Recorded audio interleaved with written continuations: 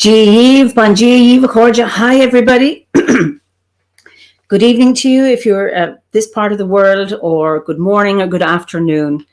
Welcome to another Fireside Chat, and this is our 37th, where I'm in conversation with a member of the Order of Bards, Ovids and Druids. So hi, Jamie from Ohio. Lovely to see you again. Hi, Lisa from Washington. Dean from Bedfordshire. Hi, Linda from Australia. Well done. You're up early again. Hi, Anne from Montreal. Wonderful. And Hugh from Taiwan. Lovely to see you again. Hi, Red. Nice to see you too. So it is a bright evening here in Kilkenny. I am so grateful for, it was meant to be raining, but we didn't have. So we have a bit of wind, but it's summer's a little bit here. Hi, Cliff from Cheshire. Hi, Stefan from Germany. Lovely to see you. Ava from Belgium. And Jos from Minnesota. Stephanie from Utah. Lovely. Hi, Sherry, New York. Wonderful to see you all. And Pauline from Lancashire. And Lexi. Great. Lovely to see you all. And Ashley, Stillwater. It's a nice name, isn't it? Hi, Karen. Anyway, it's lovely to see you all. And hello there from a stormy Texas. Hi, Jenna. And Lexi's from Colorado. Lovely. And Catherine from West Yorkshire. Oh, and Francis is in Lapland, Finland. What's the weather like there, Francis? That's wonderful. Great. Anyway, so let me introduce you to my guest this evening. We're going to Ireland. And I'd like to introduce you to, you're on screen, Fiona. To Fiona McDonagh. Fiona, it's just lovely to have you here. You're so welcome. Oh, thank you very much, Eimear. Sorry, I'm keeping moving forward. Give it out to me. And it's baking hot in Finland. Wonderful. Okay. Baking hot in Finland. Oh, yes. Really? Goodness, I wonder how long it'd take me to walk there. So, Fiona, you are so welcome. And you are in Gort, County Galway. So, I don't know how long you've been living there, but just tell us what your landscape is like. Well, we're right on the edge of the Burren, which is quite well known. A lot of people would be familiar with the landscape. It's limestone, stony. It's almost like a moonscape. It's quite unique. A lot of plants that would grow here would be quite stunted. And when I was first really engaging with foraging and that, I had lots of lovely books that, food for free and things like that. And I would be going out and looking at the picture of the hawthorn tree in the book and looking at the picture of the hawthorn tree. At one point I lived in Inishmore, and that's even more further off, obviously, the coastline. And things would be growing to a westerly direction. And I go, that doesn't look like the hawthorn tree in my book. But yeah, so there's lots of growth and it's a protected area. It's a massive national park. We're probably less than 10 minutes to it. So around the actual area, the town of Gort would be quite considered farmland and would have a lot of natural turlocks, which are underground lakes that then rise up in wintertime. So we are surrounded by water. So the Irish name for Gort is Gort Inse Gura, which is the island of Gura, and Gura had a castle in Kinvara. He was the king. And so he used to bring his cattle. Believe it or not, he used to winter in Kinvara, which is on the coast, and he would bring his cattle to Gort in the summertime because these turlocks would go down. So hence it was grazing. Yeah. Oh, I didn't know that. And Gort is where Lady Gregory was, isn't it? She was, be dead. W.B. Yeats was a famous poet that spent time around here. Yeah, so Cool Park would also be in part of the national parks of Ireland. It would be, probably about 5 minutes out the road. It is beautiful. It is a lovely resource. I'm, for my sins, a member of the local Scouts group, and I've been a leader for the last nearly 11 years. I tried to retire. Didn't work. They guilted me back in again. And we have a den actually in Cool Park. So we would spend a lot of time there, and particularly in the last year, we were blessed. We could hold outside meetings. So Lady Gregory gifted the estate back to the Irish state. It was a private estate. And of course, Lady Gregory was one of the collectors of our Irish folk tales and fairy tales. she and Yeats during the Celtic Revival. And she would have been one of the founding patrons of, is it not the Druid Theatre, the Abbey in Dublin, and W.B. Yeats, then the poet himself, he had spent time at Coole Park. He had a place that's, we'll say, well, the other side of the road, is in a place called Torballylee. It's this beautiful Norman tower. It is actually one of my favourite places. We would go, and even my kids that are teenagers now, we'd still go and play poo sticks on the bridge. You know, we drop the sticks in one side, run to the other side and see who comes out first. It's just in the most serene setting. It's beautiful. I really like it. Not a big, massive area around it, but it's lovely. And when they reopened it, because they did it up, it's 4 stories, and they opened up the castle, so go right to the top and look out on from the roof, and views are stunning, absolutely stunning. It's gorgeous setting, and it's right on the river. Well, I remember being on the only time I was in Coole Park, I did botany 100 years ago when I was doing science for a few years, and I did botany, and we went on a field trip, and I remember going to Coole Park and discovering birds' nest orchids. They were brown, and they grew under beech trees, but they were brown. It appeared that they had no chlorophyll, but they did. It was just masked in some way, and I was fascinated. And the last photograph I saw of Torballylee was a few years ago when there was a bad flood. There's been a couple, unfortunately, And you can see the water coming up, I don't know how many feet high up into the wall. Bob Geldof actually appeared in a small documentary they did on Torballylee, and he came and they took him out in a little boat.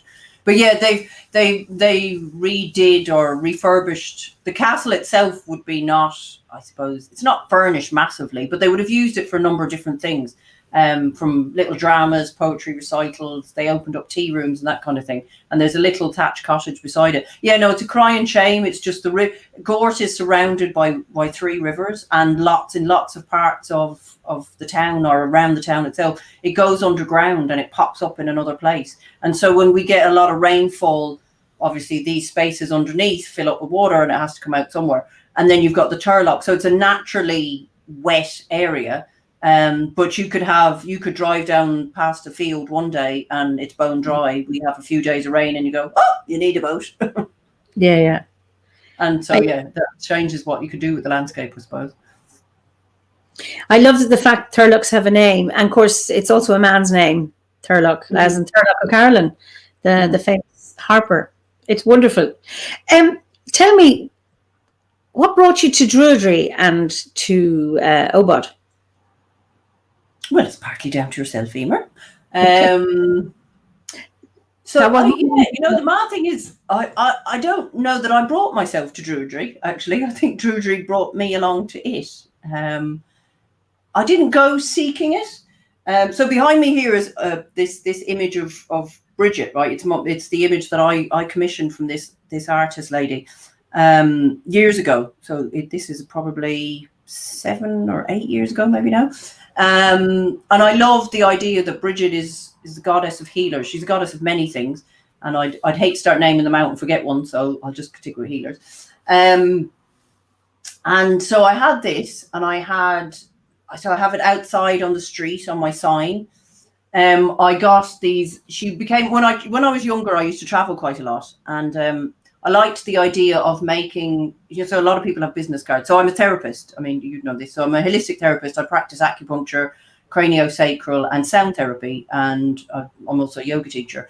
So I liked the idea of a business card, but that was a bit more than a business card. So I came up with the idea of this kind of like postcard size, right? So when I used to travel, though, so it's both a flyer, we'll say mini flyer, and it's a business card.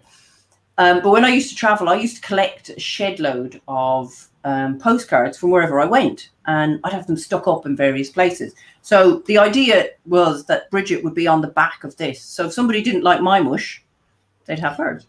Lovely. And I love the image. I mean, I said to somebody once, it's kind of quite a simple image, but it's not. It's got everything in it, and it means a lot to me, because the girl who did it for me knew nothing about Bridget. She stayed with us. We really liked her, and my daughter has red hair, as you know, and so it's loosely based on her. My mother's name was Bridget. She passed away when I was 14, so there's lots of levels of it. So then I met yourself, and I went to Asia for the first time in August. Gosh, is it 3 or 4 years ago now, I think? And I suppose I've met a couple of people that would be into various things. And sometimes I have found with some groups that I would come to that I would find a bit overwhelmed in my lack, or overwhelmed in my not knowing, or who was I, or what did I do, or I'd be like, oh, I don't know. And I'd feel it wasn't the group for me. But I remember going to that egg show, and it was based partly on yourself. And I had met Anna before as well. And I went there, and I remember thinking... Well, just so people know, it's Eimear Spirit Celtic. It's a gathering of the pagan community in Ireland, and it was originally set up by Luke Eastwood as a member of the order, and Anna Coote, who's now a member of the order. And then Paul Corcoran, who's been a guest, and Anna and I are now the organisers. Oh, we were before COVID, and hopefully post-COVID. Pause. Yes. Yeah. So I went because I had met a few people before, and I suppose I knew it was a pagan gathering, but I went with a sense of curiosity, but a potential, this might be for me, maybe it won't be. But I remember being at one of the evening events, and this guy got up, and he was saying about, I can't remember his name now, but I can see him in my mind. He was saying about how he had been to this Comic-Con thing, this gathering of people, and they were reenacting, and they were reenacting gaming. And I thought, and you're a pagan. And then somebody else was totally different again, and whatever. And I just thought, wow, I just feel so comfortable with these people. The thing that draws us together doesn't make us the same. We're all very different, yet all appreciate the same thing. And to be honest, at one point I was surrounded by a conversation of neo-druid, neo-pagan, Wiccan, blah, blah, blah. And I was going, oh, terminologies. Oh, you're confusing me. Not that they were saying it to me or putting me on the spot or anything like that. Don't get me wrong, but it was in the background. And there is that level, but I didn't at any point feel that somebody said, so, what's your story? Who are you? What do you know? What's your... And I know that other people then were discussing about who was their goddess. Who was the person that they connected with? And I was standing there like a god doll going, I don't know. Who's mine? Who's mine? Who's mine? And then all of a sudden I went, she's been outside the door for 7 years. Waiting. So now I'm Bridget-tastic.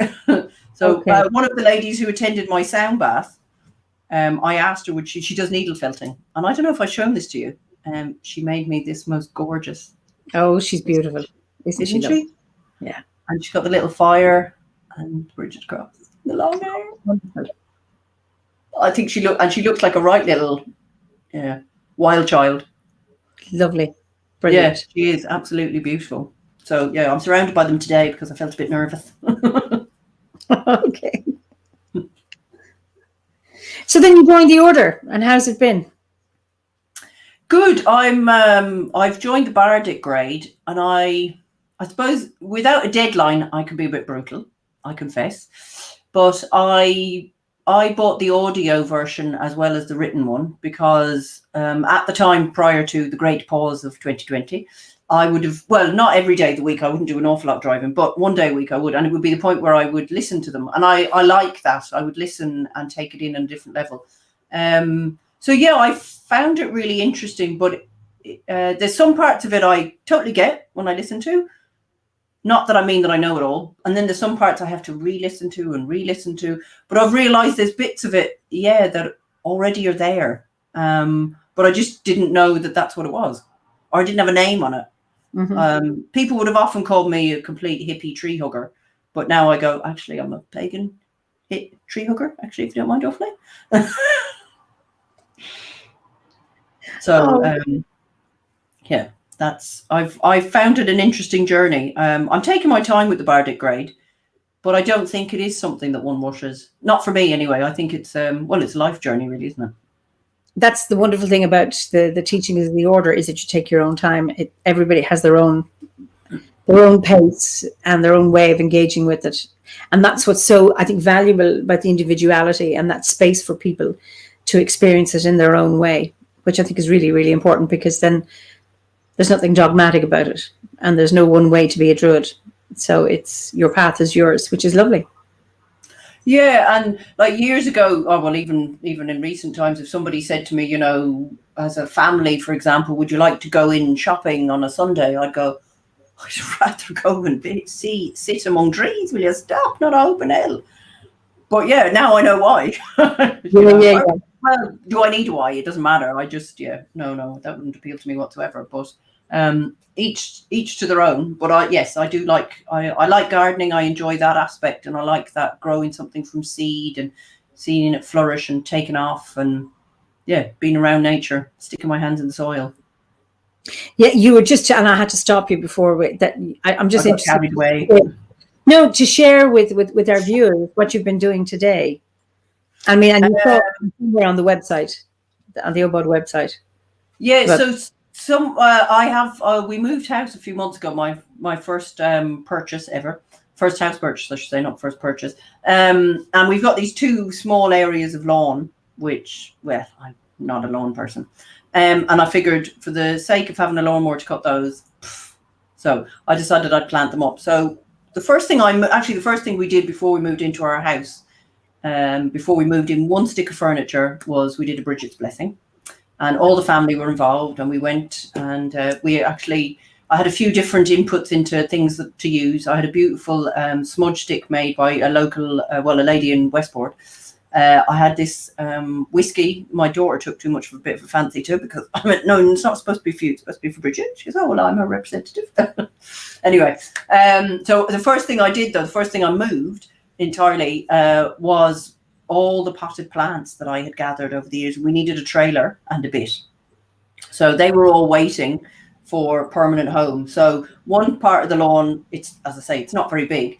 I planted up with all of these pots. And then the other part, I had this idea of putting in a pond, and then we're close to a road, and I thought, okay, maybe not that. And then I was looking through the OBOD site, and somebody had done a spiral. I can't remember spiral, and I went, I like that idea. So now I would call my spiral wabi sabi, in that it's the imperfection of perfection, or the perfection of imperfection. So that's giving myself a kind of a little room to wiggle. And all of what I've used to make it has been, I suppose, recycled, I guess would be the best way to put it. So there was somebody who had red bricks left over from a garden patio. There was another bloke who had grey bricks. There's a stone business that's out the road from us, and they gave me these slabs that they couldn't sell because there was bits broken and whatever else. Some of them were quite big. So the middle part stands about 2 foot, and then it comes out and turns around it twice. And it ends at a lavender plant before my front door. And today then I was down at a town that's about 20 minutes away from us, and a guy was giving away soil. So I was loading up a trailer with soil. Then I got home to about 4 teens, and I asked one person, do you know what a spade is? And they said, no. I said, great, let me show you. And then I said, do you know what a shovel is? And they were, yeah, I know what a shovel. Great, you know how to use it then. So nobody got out of it. So everybody was involved in filling in my spiral for me. And I went, thank you very much. And then the heavens opened after I was finished. I put in a couple of marigold plants that I'd grown from seed. The heavens opened and blessed it. It was lovely. So that sounds absolutely wonderful. So you have in the soil, okay, so obviously in a spiral you have 2 paths. You have the line and then the bit in between. Yeah. So in the space in between, you've got planting. That's what you've planted. Yeah. Oh, that sounds absolutely wonderful. So I planted things, and I like things. I like gardening, but the only plant I would plant on a regular basis as an annual is sunflowers. They're about the only one. I'm a bit lazy. I like things that self-seed, and I love having the wild ones. So I've got these gorgeous oxeye daisies that grow about 2 foot, and just a gentle breeze, and they're quite mesmerizing to watch. They're just abundant. So I can't wait for them to just take off. So they're a bit scrawny looking at the moment, but hopefully this time next year it'll have all settled, and it'll have taken over, and I'll be as happy as a pig in the proverbial. Well, it's interesting, when you move house and you have a new garden, it takes a while for everything to settle. And obviously you work more organically rather than coming into a perfectly planned, manicured garden with a plan and everything goes in and everything's ready. It's that things start from seed, or they're transplanted, or you're taking soil from somebody. And I think it's wonderful that and in its own time, it creates itself. Oh, absolutely. And we don't have it's not a massive site that our house is on, but like somebody said to me, oh gosh, that's not a big garden for you now. And I went, I will use every inch of it. And I already have 2 elder trees planted at the back. I got a rowan tree from another friend, and they asked me what I would like as a housewarming gift. I said, rowan tree to keep away the witches. So it's planted on the west side. That's lovely. I don't know why I chose the west side, because the wind comes from there. I said, that'll keep away the witches. So yeah. And somebody gifted me a yew tree, actually, an Irish yew. Lovely. And so I'm kind of gathering up. So what I'm hoping, I might have to not have an oak tree totally as one of my, but my house would be the center of my grove. So very all around the edges. Yeah, I might have to gorilla plant an oak in the yard next door. And sure, by the time it matures, by 300 years, I won't be around. So like, it'll be somebody else's problem. I mean. Oh, wonderful. Tell me, can you remember your first spiritual experience? Goodness. Gosh. How does one define a spiritual experience as opposed to just a rather moving, intense experience? That's up to you. Only you can just. It's a very open question. I suppose if something moves my spirit, it's spiritual, is it? You know, if it feels like I wouldn't necessarily always associate it with a somebody or something outside of me, as in terms of a god or goddess or. Could be a tree, could be a bird. You know, it's. Well, I can think of one experience I had, which was massively intense and moving, and which is why I trained then to become a sound therapist. And that was an amazing experience. And just blew me away.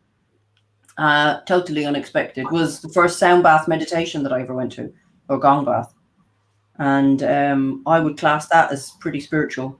Well, actually, I did come out and say I've just found my religion. What was it about? I hadn't a clue. I hadn't a clue what I was going into. I actually asked because it was at the Earth Song. We camp in circles, so it was my Earth Song family, and it was on my birthday, and it was the first Earth Song I ever went to. Went with my 3 little minions on my own, and I had no expectations about what it was going to be, and I landed with the most wonderful circle who were so giving of themselves and helpful to a mum on her own with 3 kids. And it was the day of my birthday. The gong bath was actually, both sets of it were full, and somebody said to me, Fiona, you take my place because I've got something else I've got to do. And I was like, oh, really, are you sure? And she said, yeah, go. So I said, but before I go, actually, how do I dress in this bath? And she said, oh, you're not getting into a bath. No, you just go as you are. You're lying on the floor. Just bring your bits and bobs to lie on the floor and make yourself comfortable. I was like, okay. So I lay down. This woman had, as you know, Chris, she has, gosh. Yeah, I have experienced. Not even more. Yeah, she comes with a whole truckload. I only have two of the big gongs that she would have. But anyway, so I was lying down, got myself comfortable. I think I had a sheepskin under me and a yoga mat and a blanket over me. And I was like, lovely. Closed my eyes, got all nicely settled. We started, I don't know how many minutes we were into it, maybe 15 or something.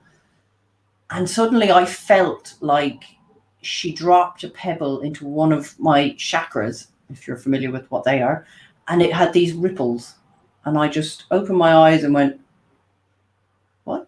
How did that happen? And she must have been standing about 20 feet away from me. And I thought, okay, maybe I just dreamed that. Like, I don't understand how she could be that far away from me. And I felt that. Closed my eyes. And a few minutes later, the same thing happened, but up higher. And I thought, I don't know what this is, but I like this magic.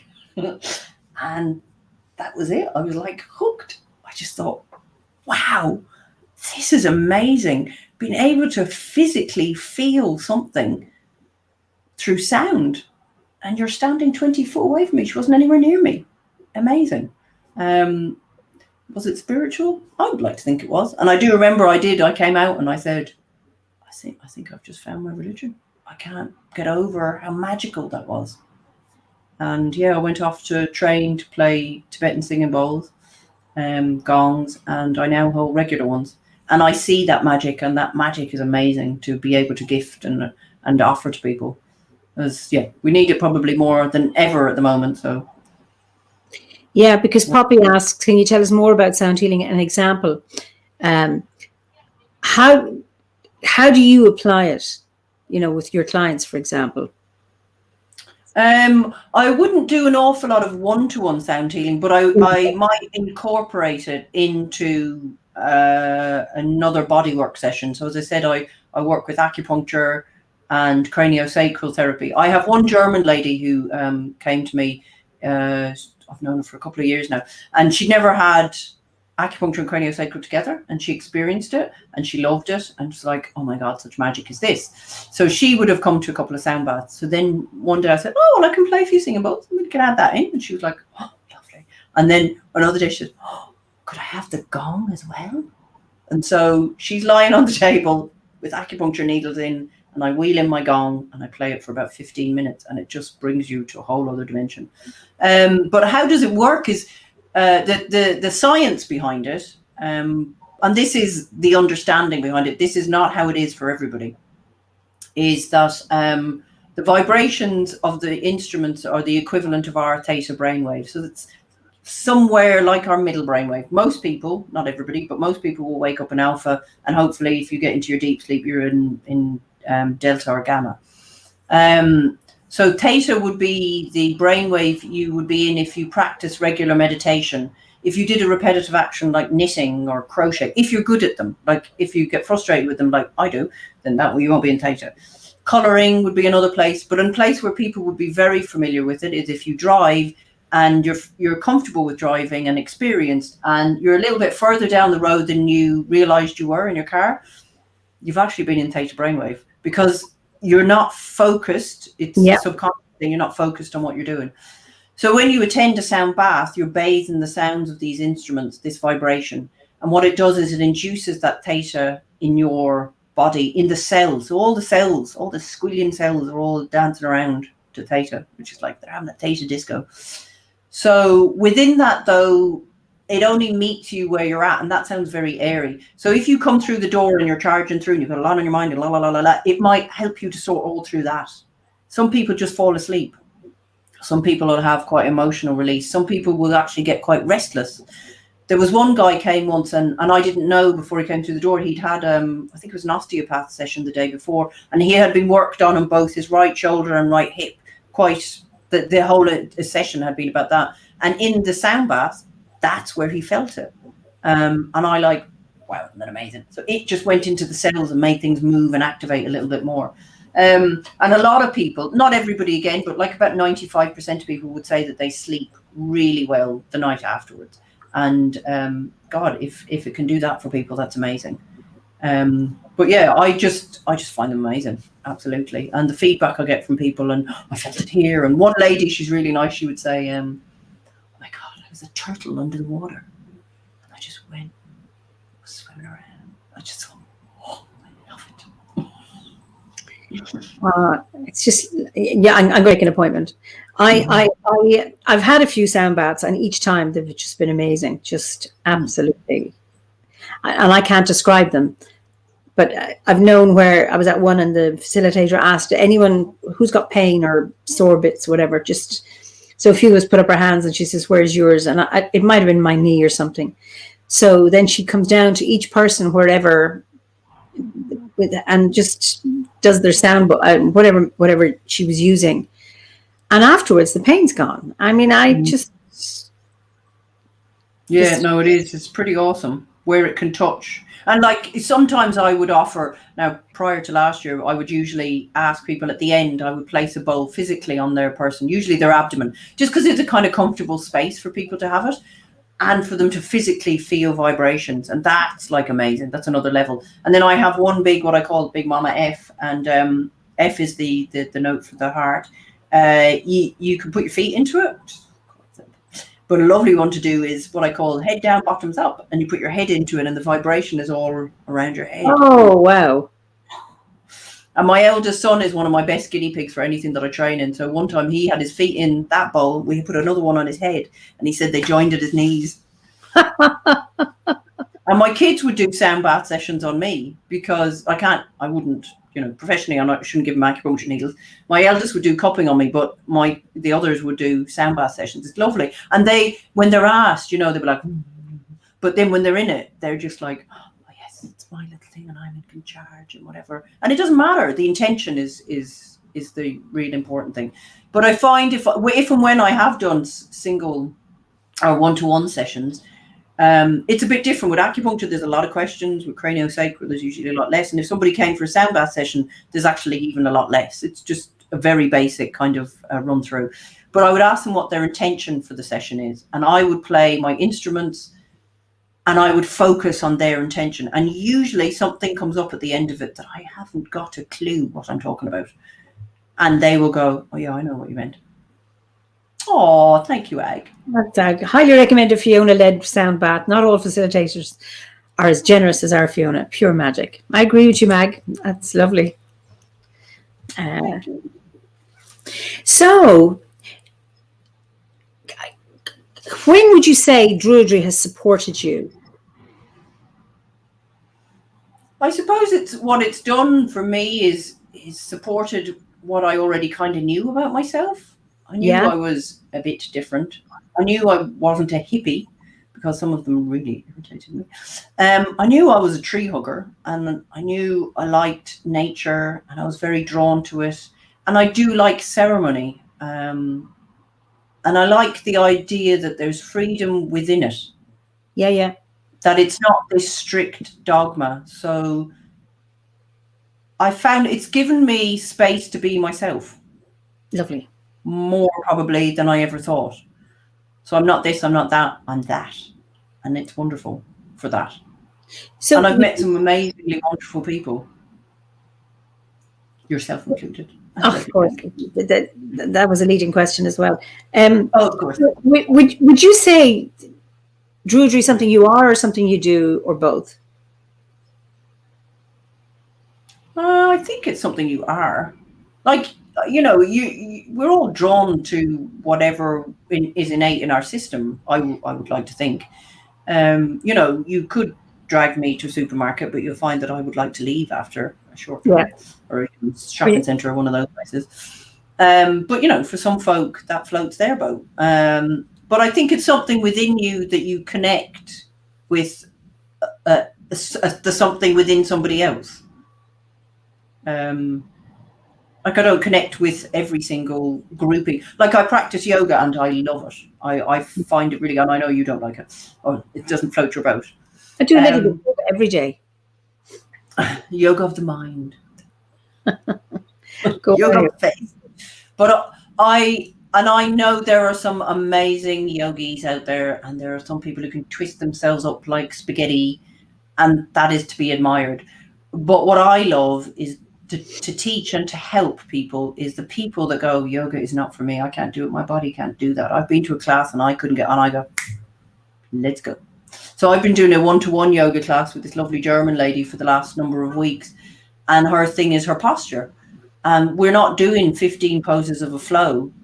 Maybe she could do with that, but she's not there. I'm to help her find her awareness in her body. And that's an amazing thing to be able to do. Just focus on this teeny tiny little area in your body, but not the obvious one.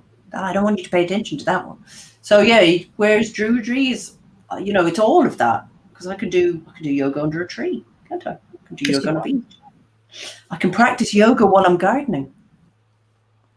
Well, it's not quite true that I don't like yoga. I did it for years, and I have a very good friend, Mary Ellen Brennan, who's a yoga teacher, and hers was always catering for the body itself.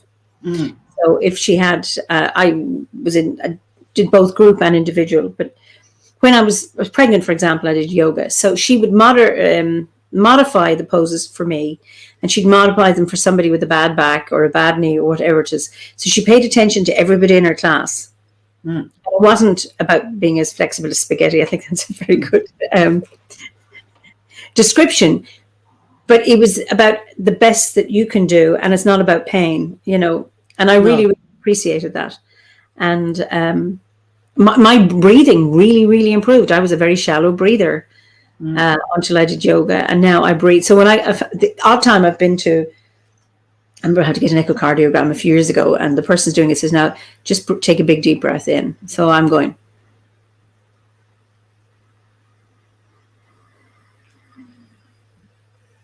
And they're like, she didn't mean that deep. She didn't quite say that, but it was like, I thought that's what she meant. And I was really tickled that, oh my God, I can really take a deep breath.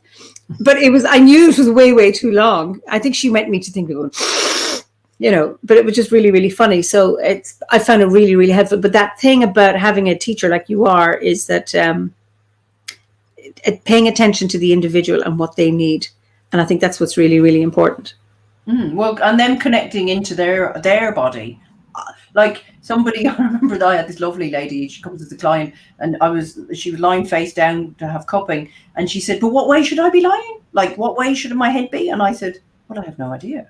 What feels comfortable to you? Like, we'll put this here, and if you want to adjust it. I don't know what's going to be comfortable for you. I'm not inside your body. And people are stunned when you answer like that, because I'm professional, but I don't know what will make you feel comfortable in this moment.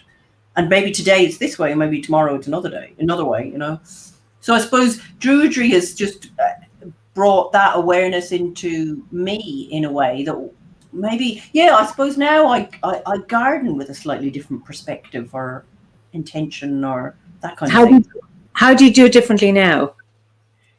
I have more awareness around it. Go on. And I don't know, tuning into the nature that's around me, the animals, the plants,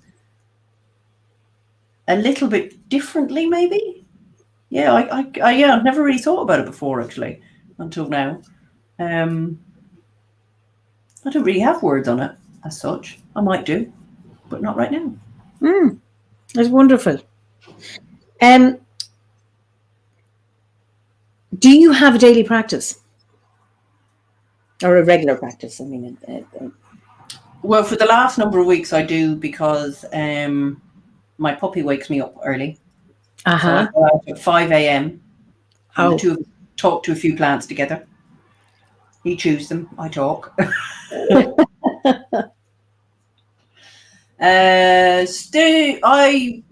I'm never a person for sticking myself with routine, so it could change slightly depending on, and that's another thing. It's like my yoga practice can change depending on how my body is feeling. Sometimes I want to do restorative practice. So sometimes if I'm in my clinic, I will always have my candles lit. Like I was saying to you earlier on, I'm not against all gods being incorporated. So I have Ganesh beside my Bridget's candle that was lit from the perpetual flame. And it's something that I have passed on to lots of other people. And I would have seasonal offerings on that. I have a little altar on my window at work. So that will change. I actually picked a daisy on my way to work the other day, shoved it behind my ear, and realized until the end of the day that it was still there. And I had seen a few clients. And when I did something, I went, oh, it's still there. So that's in front of my Bridget's candle right now, near Lord Ganesh. Lovely. Just Sandy says this. Druidry is what we are before we know what it is. As we get older and find out about the Druid path, then we find we're home. So Druidry is what we are, and once we learn more, then it becomes what we do to enhance what we are. Yeah, that would be more succinct than I am. Thank you, Sandy. That was lovely. Do you have a special or a favorite sacred site?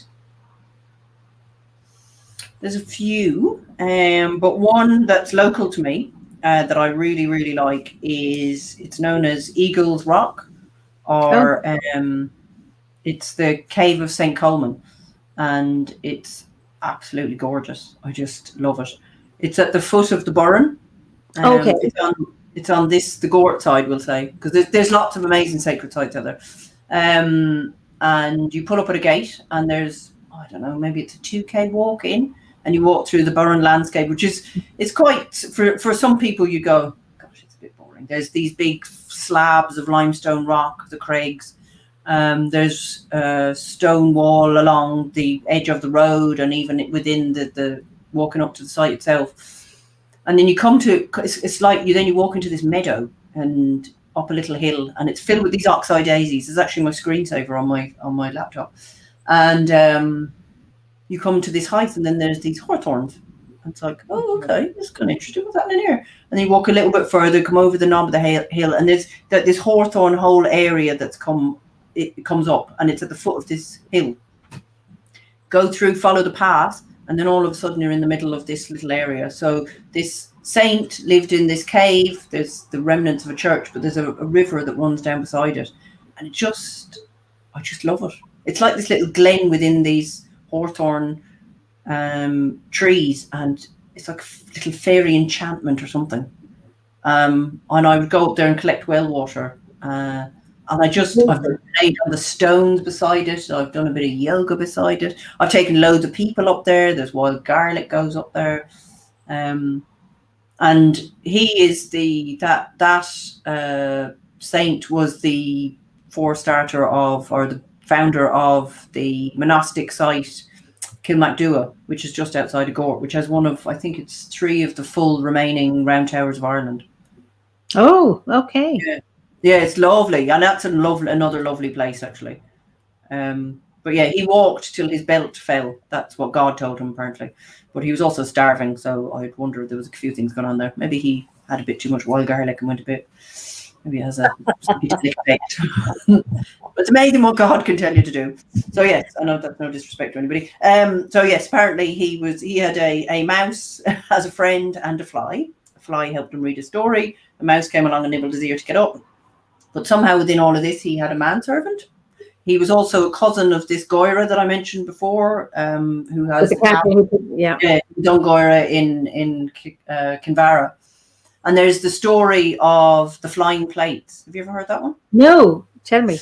So St. Coleman was on the brink of starvation, and Goira was in his castle having a feast. And apparently because maybe a little bit arrogant, said, if this food is, better for somebody else, let the plates fly. And the plates got up and they flew. Oh, wonderful, wonderful, wonderful. So, yeah, St. Coleman then had an apparition where God told him, or a dream, that to walk, and where his belt fell down. Now, apparently he was starving at this point, so maybe he didn't have to walk for too long. But it's a fair hike, at the point of which when he would have been in Ireland, which I believe was about the 5th century, it would have been a massively forested area. So there's all these St. Coleman's wells then form this walk that he made, And then where his belt fell down was Kilmacduagh. And that site still remains. And that's another wonderful site, actually. It's really nice. It's on 2 sides of the road. Actually, it just reminds me, I did a hand fasting for a few years ago at one of the St. Coleman's wells. And I don't know if it was the same. And we had to walk in, and there was a church and a well. Is that the one? It could be, yeah. A ruined church. I didn't know. Can't remember that. It doesn't. Okay. It's right on the edge of the Burren, like the Galway side of the edge of the Burren. Yeah. Okay, fascinating. I love the idea of the fly, obviously helping him. Read, like when, what do you call this? Karaoke, when the balls underline the words. Like it's laser pointing. Yeah. Absolutely lovely. Are there any other sacred sites? Ones that maybe that you can mention?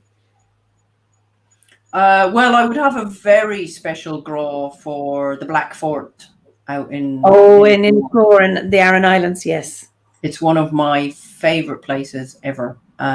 If anybody's ever been to Innismore, you might have been to Dunangus, which is fairly fantastic in itself. But doing the Cahir, the Black Fort, not as many people go there. And actually to walk up to it, it's all quite loose shale. Not that it's terribly hard, but it wouldn't invite as many, so therefore it's quieter. But there's just this, oh my God, the stunningness of being up there, standing on the wall, just looking out on the Atlantic for as far as the eye can go.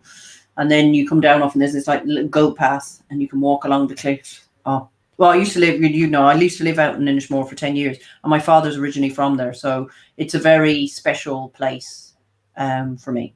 And I've walked every inch of it. I have been there with Alwyn Pendred, and there's a beautiful souterrain and magic to go in. Have you been into the souterrain? Yes. Mm. It's absolutely beautiful. Absolutely. Yeah, I would prefer that to Dún Aengus.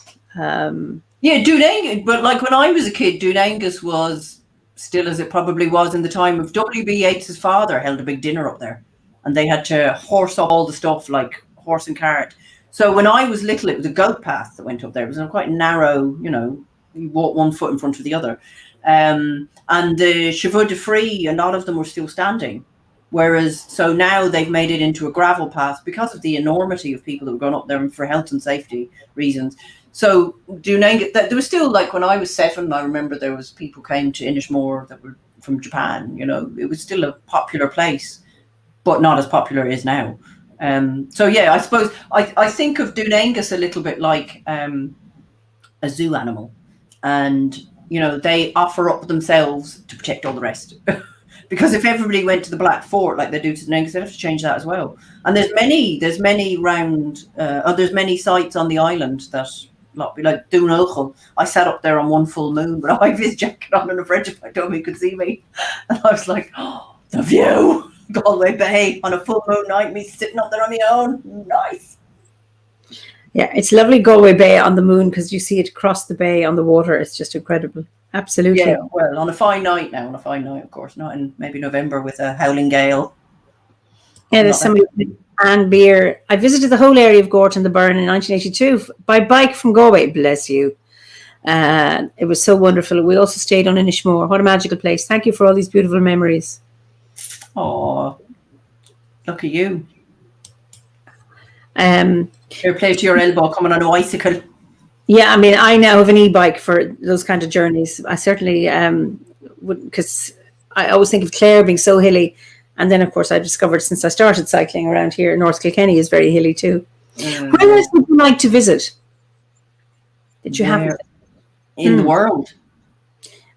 Sacred sites as opposed to, yeah. Okay. Well, actually, recently there were some areas up around Northern Ireland. I think it was one of the islands that you had been to last year that you put up some pictures of. Tory Island. Yeah. And there was another lady put up a picture, and it's usually an online thing where I would find, oh, I like the look at that. It was Boa. I liked the look of that. Yes, I was there last year. Boa Island, where you've got the Janus figure. Yeah. And like the Hebrides has always appealed to me, mainly because there's something about the Hebrides, because I studied music up until I did like the equivalent of junior O-levels, junior cert here in Ireland. Not that I'm a musician. I'm not a musician, by the way, which is mad considering my sound therapist. But anyway, I have a great appreciation. But there's a piece of music by Mendelssohn called the Hebrides Overture. And I actually, back in the old days, do you remember back in the old days when they had cassettes? And yes. I recorded it on one cassette many times. So I could just listen to it. It's all violin. Oh, the sound of the waves. And I would love to go to the Hebrides. I've been on to Staffa Island, where Fingal's Cave is. So from the Isle of Mull. And as the boat comes in, they put on Fingal's Cave and they blast it. And you see the hexagonal columns in the cave that just match the ones on the Giant's Causeway. Okay, yes. So it's the same rock formation. So they say Cool, this Fingal, that he used to run along, or could take a jump from the Giant's Causeway over to Staffa. Yeah, well, I knew that connection, but I didn't know the where exactly. Okay, so yeah, I finally got to go and see the Giant's Causeway only, a few years ago. It's on my to-do list as well. But yeah, no, you always find loads of interesting places, and I know there's a fort up in Donegal. The name eludes me, but it has great. Green out of Olioch. Green out of Olioch.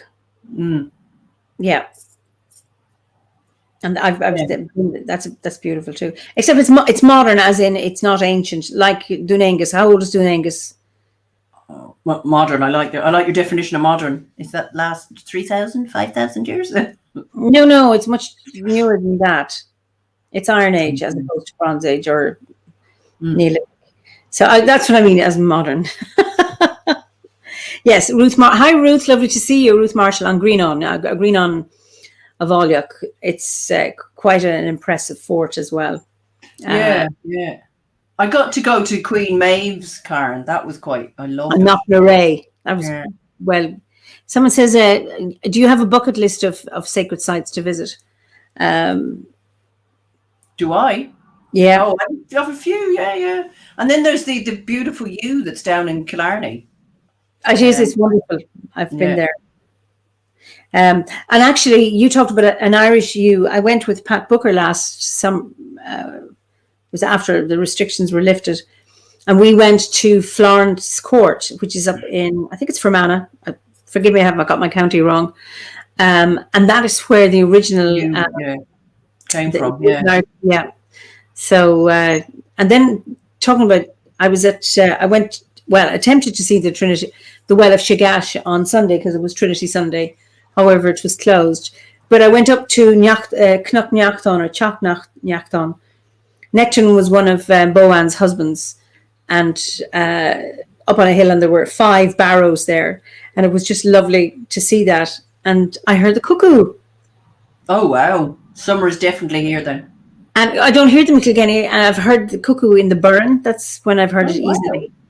And then I was in Wicklow today, and I was in a beautiful stone circle. And up on a mountain and heard the cuckoo again and skylarks. And it's like, oh, I haven't heard these in a while. So, because Wicklow, you have cuckoos in Wicklow and you have them in Sligo and you have them in the Burn and in Kildare, but not in Kilkenny, unfortunately. Where rent is too expensive in Kilkenny. I know. But I mean, I grew up with cuckoos. It was like, oh yeah, there's a cuckoo. It's summer. But now it's, they're rarer and rarer. So. They're staycationing. That's right. Tell me, what's the most reckless thing you've ever done? I've already hearing. Does it have to be legal? Just something that you're willing to disclose. Goodness. What is the most reckless thing I've ever done? Does I have to include potential physical danger to myself? It's whatever you think was reckless. I mean, I've done some pretty daft things where I've gone, just going to do it anyway. I'll see what the outcome is. And I could be in the middle of it going, should maybe plan this a little bit better. I don't even know if this is particularly reckless, really. I went to Mexico years ago before my kids were born. I was meeting up with friends over there. And I booked my flight and all that. And I arrived in Madrid for a few days of a visit. My sister lived there at the time. And it was only when I arrived in Madrid that I went to look about me getting actually into Mexico, as in I didn't have the visa or anything. And it was only on the flight that I found out that you filled it in, right? But then I got there and my friends hadn't arrived down from North America, and I ended up staying in the house of a friend of a friend. But first I arrived in Mexico City Airport, and I went to the desk and booked this plane to bring me to this city that actually, in terms of it by plane, it was about 3 hours. And when I got to the desk to check in, they took my bag. And then I went to go and get on the plane. You go through passport security and all of that. And I got as far as the boarding gate to discover that the plane had left, but they had checked me in. I'd gone through passport security and all this. So we're talking pre 9/11 now or anything. And I came back out and I went to the desk to find my bag, and I went back through security, back up through all the way back around.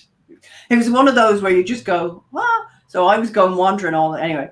So they kept on my big bag because I had this big rucksack, and they tried to tell me it was all my fault because I didn't get to the gate on time. And I went, what? You sold me the ticket. She booked me in. How could it be my fault? So anyway, they booked me on the one in the morning. So I spent the night in Mexico City Airport. I don't know that it was particularly reckless, but it probably wasn't the smartest thing I've ever done. And I I'd kind of fall, doze off to sleep, and I'd wake up, and there was this bloke who'd always be 6 feet away from me. So I'd get up and I'd move somewhere else. And then, because the flight was like, I don't know, whatever time in the morning. And I figured, well, by the time I go and find somewhere and get myself set up for the night and get back to the airport, I'm only going to have a few hours. I'm probably not going to rest much more. So yeah, I spent the whole night in Mexico City Airport, got on a plane the next day to go and stay with this guy who I'd never met before, and stayed with his family while I waited for my friends to come back or to meet me from North America. But it was the most bizarrely wonderful experience. They were such a lovely family. The mother really didn't have much English. Now, the son did. He had spent time in London. And his sister had spent time in San Francisco. But the parents, well, the dad had a bit, but the mum didn't have any. But she was the one who was around the house the most. And, of course, I was a bit knackered after my flight and whatever. So I used to sit on the couch with her and watch these novellas. And nobody would sit with her and watch these novellas, but we would sit together and watch these novellas. They're so bad, they're good. Yeah. And she was delighted. And it wasn't particularly reckless. There was elements of it were particularly reckless. But I travelled around Mexico for about 3 months and came back to their house again. And I was my friends and I, we parted company at one point. 4 people travelling intently in a Jeep you reach a point after about 2 months. Well, we did anyway. So I went around by myself for about a month, and maybe that was reckless. But I was mindful. I travelled with a small, tiny backpack actually, and I had this Mexican blanket that I still have that I wore as a coat. It was my blanket. It was my pillow. It was everything, and I still have it actually. I use it to sit on to do my sound bath. I had to take it out of the house because people would knacker it on me. But so after I had done my tour, and I went back through Mexico City, and I spent a week there, and I told these girls that I was in a hostel with, that I wasn't going to go to Teotihuacan, so till I could pronounce the name, and it took me about 3 days to get my around it, and it's not that hard once you know how, of course, like everything. That was an amazing sight. And I went back to the town of Guadalajara to meet up with my friends again, and they weren't there for another brief period, and it was over Christmas. And this family just invited me in. She made this mole sauce. So I don't know if you're ever familiar with this, chocolate chili. Oh, to die for. But she took about 3 days to make it, and I asked her for the recipe, and she told me 5 onions. That would be that day. That's all she'd give me, 5 onions. Oh, okay. And the next day, 6 chilies. And it was beautiful. We ate dinner at like midnight. And so it was a recklessness in that I had no idea what I was entering into. I didn't know these people and whatever else. But, I'm one of those people. My sister would say that I'm a bit daft, my older sister in particular, because she's a little bit more controlled. Whereas I go, I have no idea what's going to happen. Sure, I'll find out when I get there. Where are you going? I have no clue. You have that openness and curiosity to different experiences. Well, I don't. There are people in the world that, we all don't particularly resonate with and we don't like. But 90% of people have a good heart and come from the right place. And if you were stuck somewhere, they dig you out. Most of us will do that for most people. And I have found that if I go around the globe, and I've been in many places, and I've been in places where I have been on my own, and I've been in places where I've been with other people. But I've had that sense of, I'm not stupid. I'm quite grounded, a bit daft, but quite grounded. I don't go around with a big expensive camera lens on me. I would like to say that I'm cheery enough with people, and I get that and reciprocated, and I've been blessed, whereas there would be other people going, you did what? You went where? On your own? Are you mad? I didn't know any different. What was it? When ignorance is bliss, it's folly to be wise. But I think it's those that willingness to enter into the unknown and set forth, not quite to seek your fortune, but to experience what life has to offer, and also that trusting the universe, trusting that all will be well. Yeah, and I would often get in my car to go somewhere, and I'll call her Governor Google would send me going, oh, you have to turn left. And I go, yeah, I don't like that left turn. I'm going to keep going and see what happens. And my family would know me for, I'm up, get lost. I say, no, I don't get lost. I go on an adventure. It's a totally different thing. And I discover most wonderful places from my adventuring. So one time I was going to actually see my dad. So it's a well-known route, shall we say. I wasn't there 5 minutes, not word of a lie. And the phone rang, my father's phone rang. And he answered and he said, yeah, she's here. And I went, oh, don't tell me she's phoning to make sure that I got here. Yeah. What did you think was going to happen? Well, who knows with you, Fiona? So what has been your greatest achievement? Oh, Gavori dearing. Is this the bit where I'm supposed to? God help us. I invoke all of them, I don't mind which God. It's like when I said to my aunt when I was studying for exams, for acupuncture, I said, you say a prayer for me now. And she said, but you don't believe. And I said, but I believe that you believe. So therefore, your belief is what's needed. I don't care what God anybody prays to, as long as they've got the right intention. So what has been my greatest achievement? I suppose in a way, most people would say it's my 3 children. They're such wonderful beings. If they don't turn into axe murderers, we'll be blessed. But I think space. I'm very proud of this space that I have created that is I'm here about 3.5 years. I took it on because the shared space I was using, couldn't get it at the times that I wanted. I love it. I love being in it. It's filled with art that I love. People love it when they walk in. They just feel automatically relaxed. But like that, I can remember I was driving up the road one day, looking up at the building, on the day, just around the time that I decided to take it. And I was like, oh, it's going to be my space. I'm excited like this.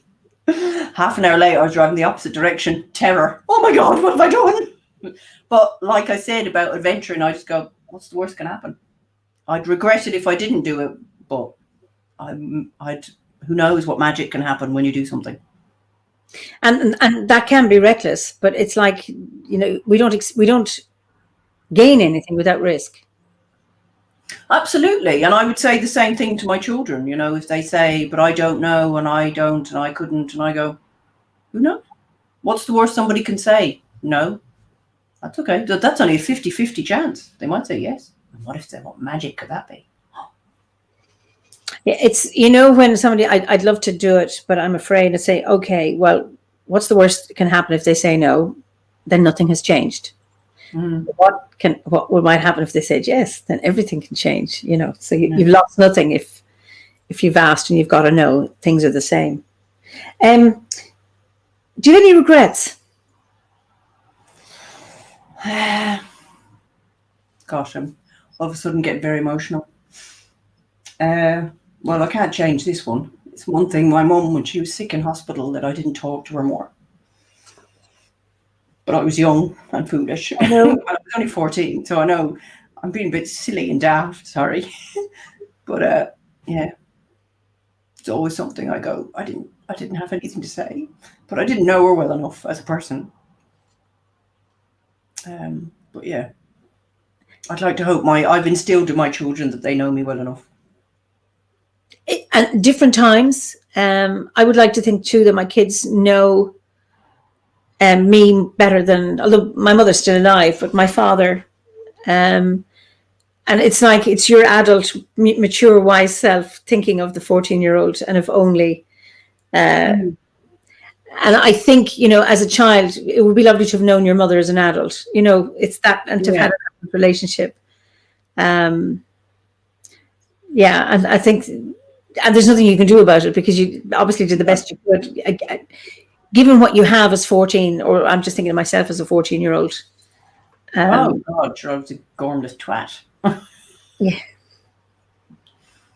But yeah, that would be one thing. But yeah, I suppose it's because it wasn't long after that she passed away. So, but she lives on, as I say to my kids. She's there in me. She's there in you. She's probably in my thoughts in some shape or form.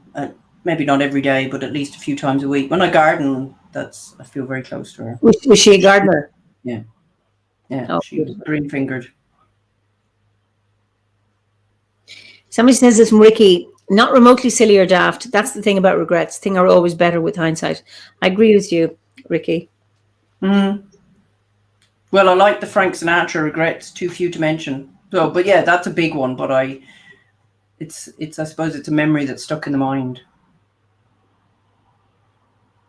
Yeah, and Gabriella says, I think this is one of the beauty of the child-parent relationship. Deep inside, all children love their parents, no matter how well they know them. And I think that's so true. And children can love their parents in spite of them, you know. Oh, yeah. Look, I thoroughly believe you can love somebody, but you don't necessarily always have to like them.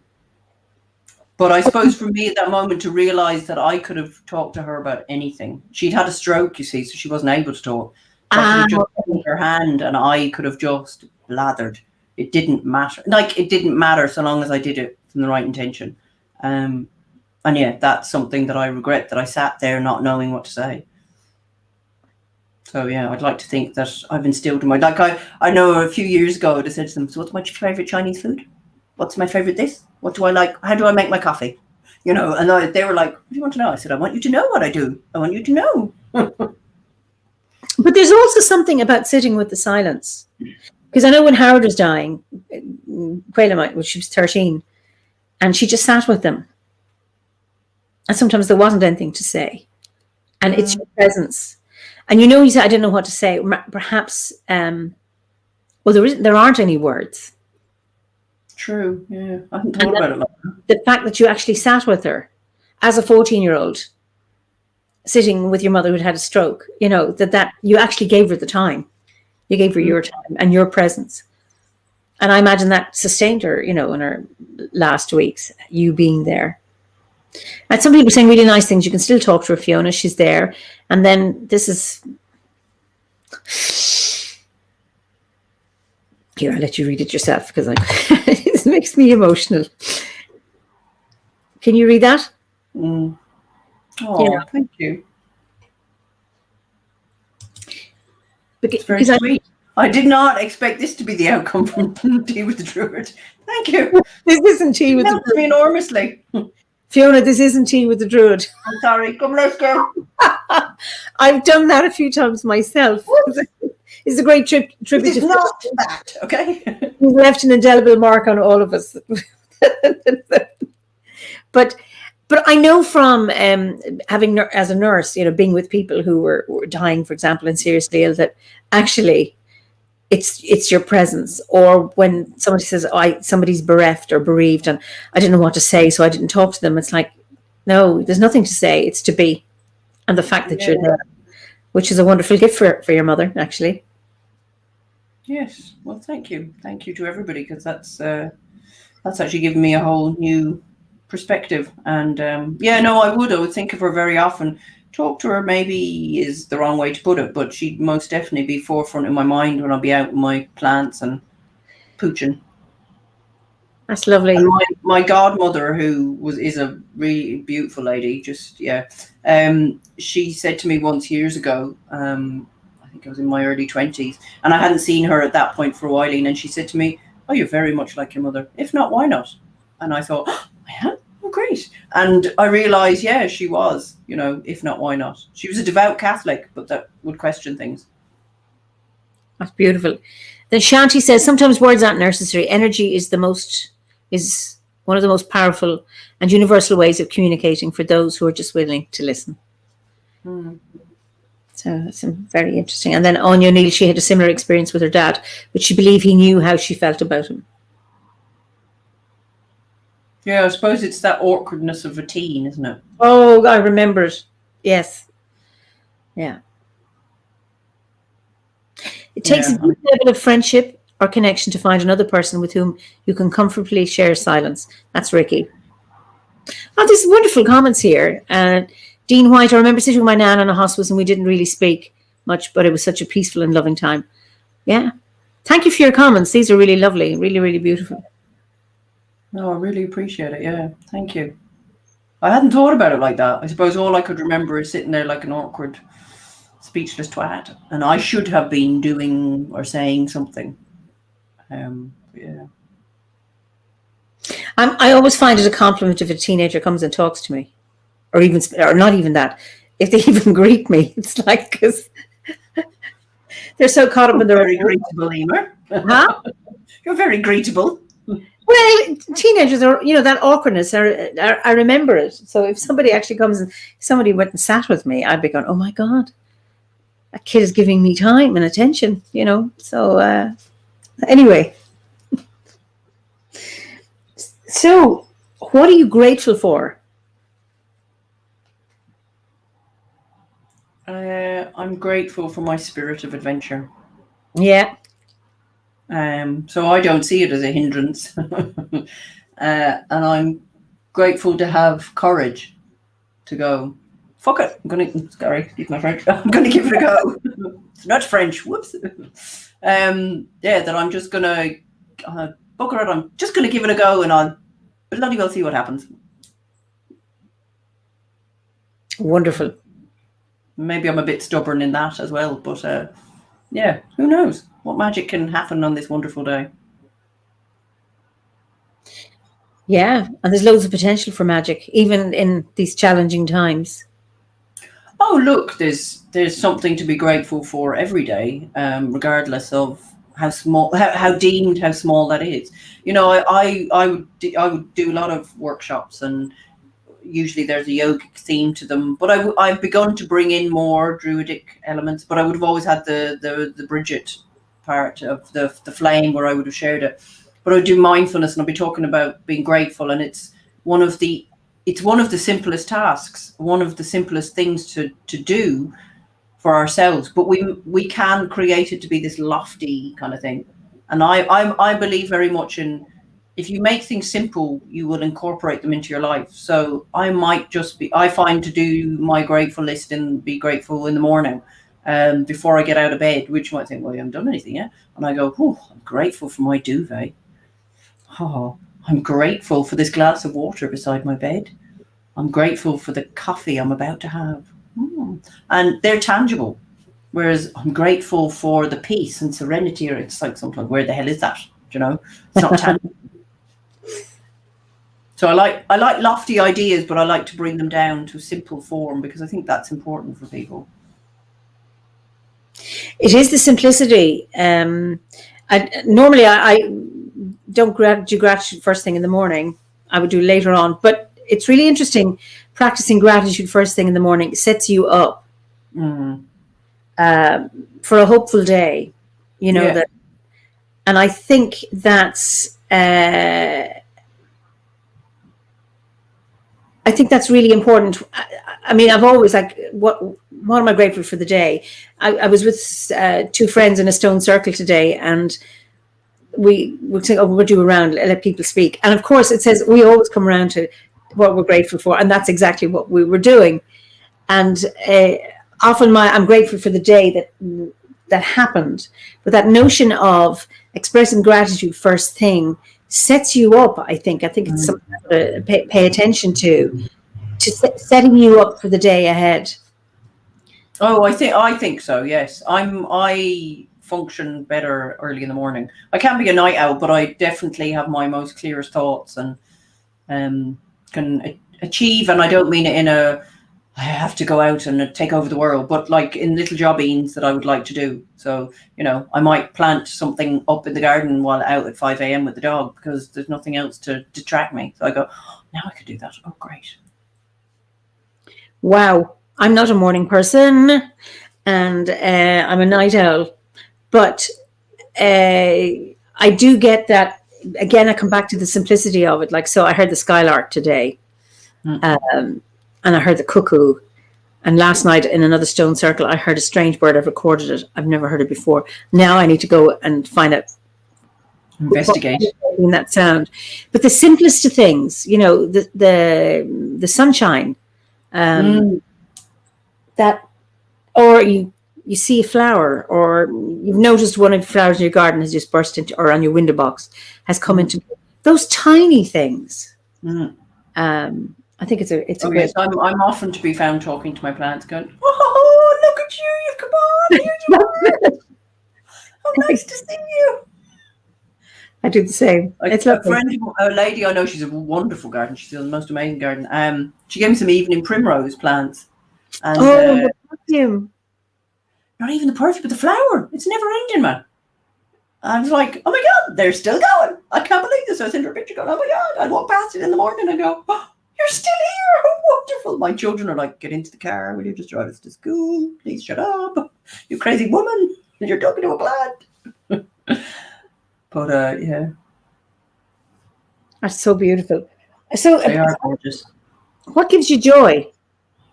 Apart from your evening primrose flower. My evening primrose does wonders for me. What gives me joy? My coffee in the morning brings a sense of stability to my day. A bit of a space to be creative and to be, not to just be mother, therapist, just to be me. That brings me joy. Sometimes the decadence of lying down on a treatment couch in the middle of the day. Oh, you wild beast. It's like, well, we don't get up to lie down, do we? So it's a lovely thing. I like a hot shower. I'm a fan. That brings me joy. A not hot shower does not bring me joy. Yes, I get that. And that creative process. I mean, I'm a fartist, not an artist. I fart around at different things. But yeah, I've dipped my toe in lots of different things over the years. But acrylic pouring is something that I did a workshop in a few years back, and I got really enthusiastic about it and love it. So I'm hoping to do some tiles for our new house. Okay. But I just have to get my space sorted a little bit better. You know how the Bardic grade is about, enhancing creativity and developing it and exploring your creativity. Have you noticed any change? And where do you get the Imas from, or the Awan? I might see something like I saw that person made the spiral. I didn't make mine like they did, but I took the idea of it. It might be an external thing like that, or I could be walking down the road and I go, oh, that's interesting. I wouldn't be a person. I used to do an awful lot of ceramics years ago. So I would have an idea in my head of what the pot would look like, but by the time I was finished, it didn't look like anything, that image in my head. So I'm actually a bit of a worker on site person. So it adapts and changes.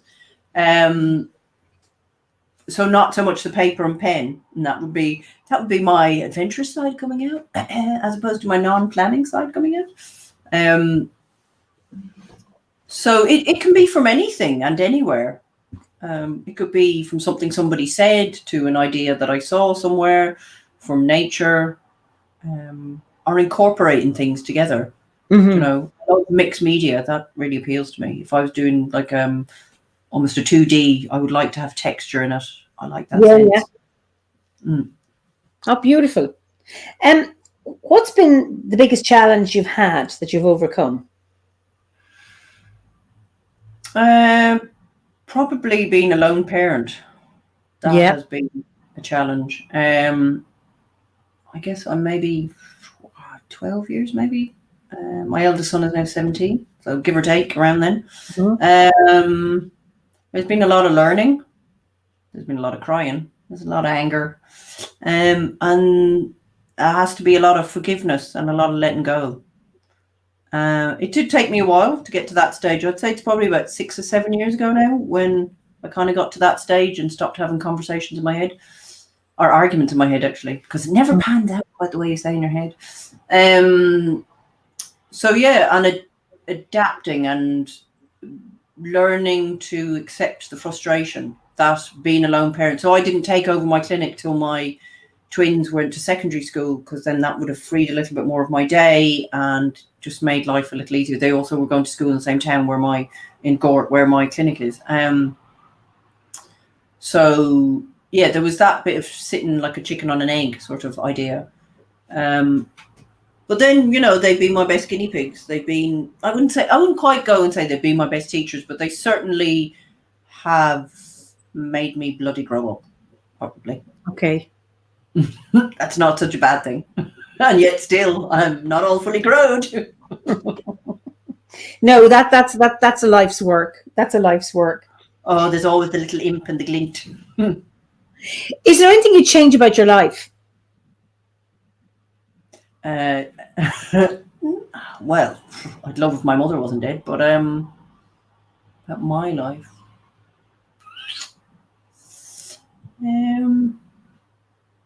I think I possibly might have had more of a productive time in my 20s. I see now when I look back, because I'm I'm almost at the big 50. Well, I will be next year. I see that after my mum died, I was the eldest at home of 4, so I was number 3, but I was the eldest at home, and I had to just pull up my big girl britches and crack on with it. So I was quite mature in a way. Like, people would be wondering what they wanted to wear to the disco, and I'd be wondering if I had carrots for dinner.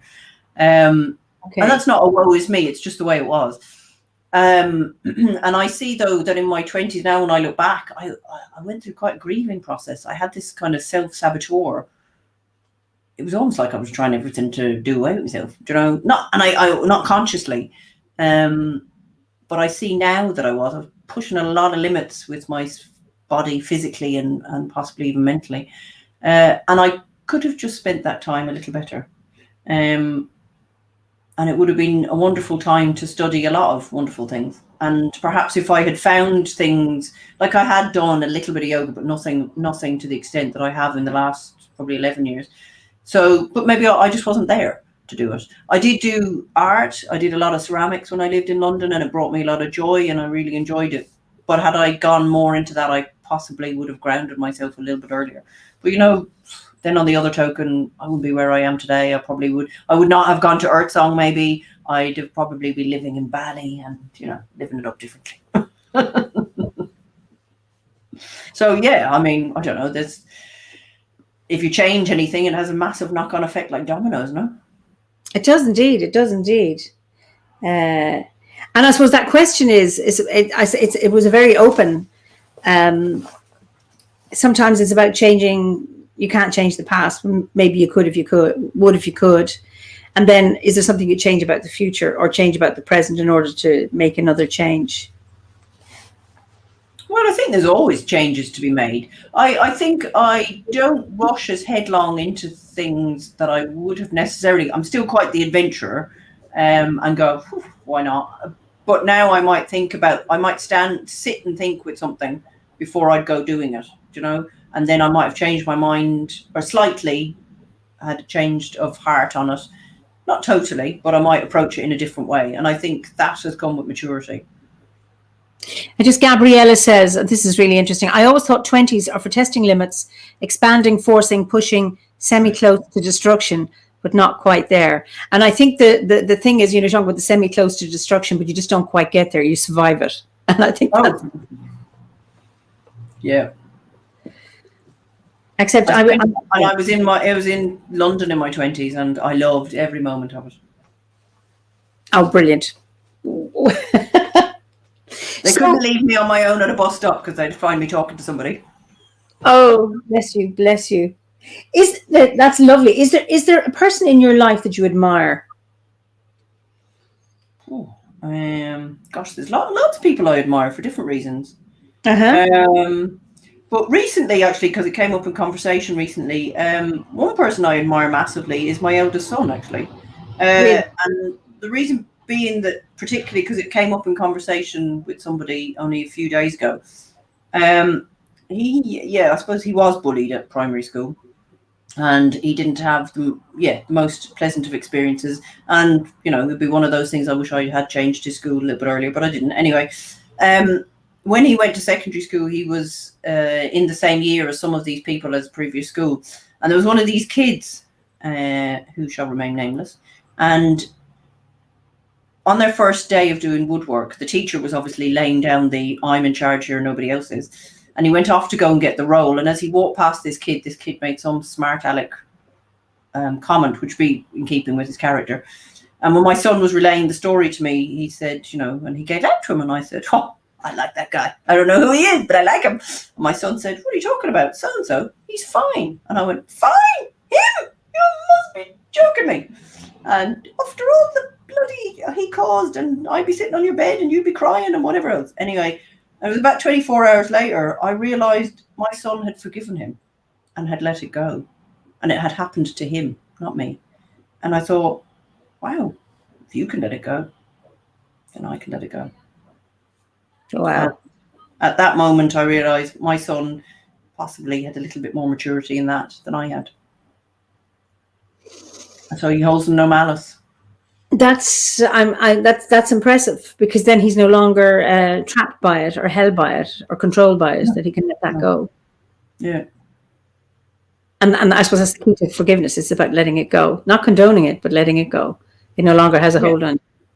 Well, it doesn't go round, because it goes round and round in your head otherwise, you know. And I remember treating a woman a few years ago, and she had a scenario within her family, and she was ruminating. And, you know, not to say, let her go and stop thinking about her, because that's easy to say, you know. I just said, I don't think she pays enough rent to be in your head. And she went, I like that expression. Oh, that's good. And I said, yeah, well, until she starts paying the rent, don't let her in your head. I like that. Thank you. That's very, I like that. Any influential person in terms of, in history or writers or that influence you? I don't know that they influence me per se in direct way, but like the likes of Queen Maeve of Connacht, you know, I would have grown up, and it's a thing of, my dad would have been coming from where he came from. He was heavily influenced by his area. I would have grown up in a household where, you know, Celtic mythology, and I would have read them all when I was little. I loved the character of Queen Maeve of Connacht, strong and powerful. Does that make her an ardent feminist? I don't know what that means. Do you know? I don't mean I don't know what that means. What I mean is, do you have to be in a box? Can you not just be strong and be who you are? Do you have to be a something? So yeah, she would most definitely be. Gráinne Whale. Oh yeah. She had cojones on her cojones, and she had no cojones. No, she had ovaries. So would you just tell our viewers who Gráinne Whale was? She's the pirate queen. She had a castle off the west coast of Ireland, Clare Island, but she would have attacked Spanish boats that would have come around the west coast bringing wine and supplies into Galway. There was a very strong connection between Spain and Galway, and she would have raided them, basically. But my most impressive thing about her was she sailed up the Thames to meet Queen Elizabeth when she wanted her head, to say, okay, let's tango, girl. So yeah, and I suppose even Queen Elizabeth, fair play to her elbow, she was a pretty powerful woman. So yes, some women there in there. And Gráinne Whale went back to Ireland with her head. Oh yeah. Oh, absolutely. Sorry, yes. She had the cojones to go up there that Elizabeth appreciated it. So two strong women met each other and said, okay. And actually, that's quite interesting, because that was, in Tudor times when people lost their heads very easily. Oh God, yeah. I mean, she was, there's adventurous meets reckless. Okay. Yeah, and Gráinne Whale did not live the traditional wifely role. I mean, she went, I mean, you know this, she shaved her head to get on a boat at a young age. So, yeah, I think that kind of, look, I don't know, was she a great mother? I don't know. She could copious lovers, but I admire what I've heard of her story of strength. Yeah, that would impress me. And then there's like the likes of Tim Severin. It's all boaty people. I read his book. My dad's big into sailing, and I would have read his book St. Brendan when I was 12, and I absolutely loved it. It's one of my favorite books. I was blown away with the stories of St. Brendan's voyage and them reenacting it. So they went from Ireland to the Faroes to Iceland, and just how they interpreted what happened to St. Brendan. And it's this animal hide boat, which is actually not very far from me right now. Which is another amazing spot. And it's that sense of adventure, I think. Because the voyage of St. Brendan is one of the three Imrama, those wonder voyages that we have in the text. There's the voyage of Moel Dún, and then there's the voyage of Bran Mac Fiall. And and you have St. Brendan. And of course, Tim Severin was like, okay, I'm going to see if this was possible. Yeah. So he rebuilt the boat, basically. We rebuilt the boat from cowhide. And there's something around, I don't know, it was from 39 cows. The skin of 39 cows were used. Something like that. Fascinating. So it was possible that St. Brendan could, in those days, have made that voyage if. Yeah. Absolutely. I'm sure, why not? And if what not, why not? There's probably nothing good on the telly that night. Since St. Brendan headed off. So when you think of where we are today in this modern world, what concerns you? Ooh, what concerns me? Like the wonderfulness of online, where I have connected with people. Like today, I was recording my interview for my radio show that I do, and that was a lady that I met online. But the potential of where it can go with negativity and I suppose the influence that can have over our young people, our teens, and whatever. I think it's important to obviously learn that one can turn it off, but we as adults have to model that and reinforce it by telling them those kind of things. Like I would say to my own kids is, the internet is a wonderful tool, but that's what it is. It's how somebody uses it. So you could hand two different people 2 spades, and one digs a hole and plants a tree, and the other one hits a cat over the head. It's the same tool. So that kind of thing, I would be, and how focused people can get on it. It can be wonderful for connection, but it's important to turn it off. And I suppose for some, their complete and utter lack of conscious behavior towards our planet and things that they might do, from deforestation. I'm talking about big, massive companies. Like, look, I buy things in plastic because sometimes that's the only way you can get them. So why don't they stop it at that source rather than charging me more? And I've no problem with paying for recycling or landfill or whatever. But yeah, it's those kind of things would sometimes get on my wick, and how big companies, because you've got big money, can just get away with being arseholes. Seemingly no consequences. They would get on my wick. So what gives you hope about the modern world? I think people are inherently good folk. At least 95% of people have big hearts and generosity. And the internet, again, can be a wonderful tool for positivity. Like, I've held groups on it, and it can be a great way to connect. And like I said, the lady that I interviewed today, I came across her on Instagram, and I followed her, and I really liked what she did. So I asked her, as a small business owner, would you like to be on my interview? And you know what? This is the first time I've spoken to her in person. Oh, it was lovely. Like, we had a great chat. Like, the interview was about 20 odd minutes long, but we were on the phone for like an hour and a half. And eventually I had to go, well, I got to go now. And yeah, so it can be both a blessing and a curse. And I suppose when you have the likes of people who are willing to stand up, but we can't all be activists. We can't all be on the bow of a boat, banging a drum. There's lots of good people that are doing things in small ways that matter and change for a lot of people. And I think that gives me hope. Yes, the generosity of people who do things quietly, without advertising. It's just that small. I'm being grossly critical. When some company advertises and, if you buy this laptop off me, we will give 10% to charity. I go, why don't you just give the damn 10% to charity? Why do you need to advertise that you're doing it? Do you know? Or, just give them it because you can probably afford it anyway. Those kinds of things, yeah. Are you a pacifist? Or is there a time when you'd fight back? Once or twice in my life. I was involved in one riot in London. Go on, tell us. My brother said to me, and you were wearing a Dennis the Menace jumper, like they would spot you a mile away. I went, okay, I didn't think about what I was wearing. I didn't know I was going to get into a kerfuffle with a cop. But yeah, I got away with it.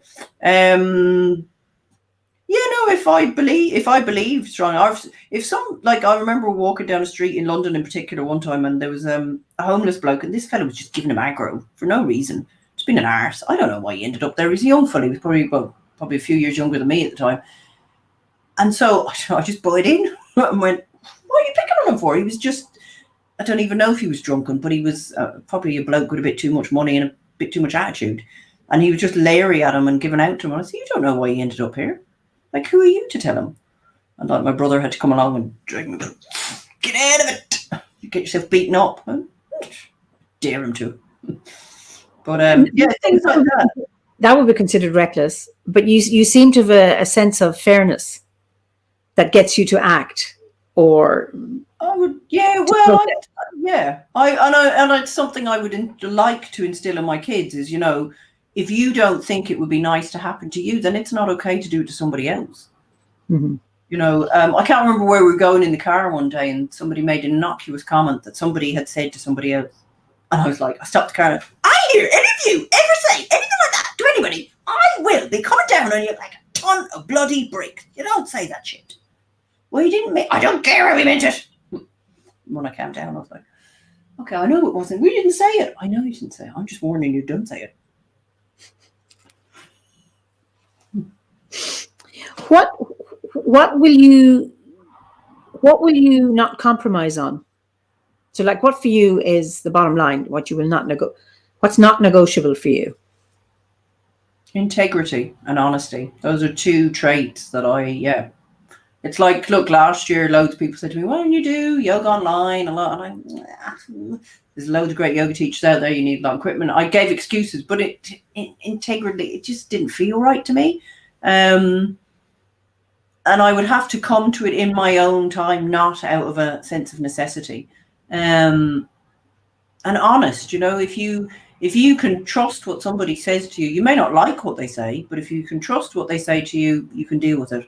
And I would have a lot of respect for somebody who's honest. I don't like schleeving, sneaky, manipulative. And if I sense that at all, I'm like, my heckles rise and I go, back off, girlfriend. Yeah. Okay, so when you think of yourself as an ancestor, as an ancestor of the future, how do you see that responsibility for you? Or how can you be mindful for the next generation? Yeah, yes. Or if you think about yourself as a living ancestor. Well, just to practice what I preach would be a huge thing. To mind my little part of the planet as much as I can in a it's mine, but more I can do what I do in a safe, non-invasive kind of way. To be forgiving. Yeah. To listen. And to give good hugs. Oh, yes, going forward, certainly. Yeah. Absolutely. Virtually, my darling, can you feel it?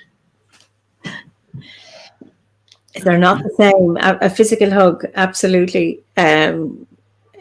Hopefully, we look forward to the future. How do you honor your ancestors? So that's how you wish to be as a future ancestor. How do you honor the ancestors? I don't actually live anywhere near where any of mine are buried, for example. But when I did, I would have visited them. So my grandparents in Inishmore, they lived at the bottom of our road. And when we used to go and wait for the nursery bus, I would take my kids into the graveyard and they would go around kissing all the stones and cherubs. And we'd say Nanny and Grandad are in there, and so is Uncle Ronan. But recently, and I suppose I've lived in one of the places that my parents came from, and I would know a lot about the areas that they both did. But recently, sometime last year, I interviewed this lady from a radio show who makes glass beads. she has a PhD, and part of her PhD was medieval glass making. Oh, So she, for her PhD, for the she didn't have to do it, but she decided that she would like to learn how to make glass beads, because she figured that would give her a better understanding and therefore would be more beneficial for her. So it became a thing then, kind of a small business. So she also lectures part-time in NUIG.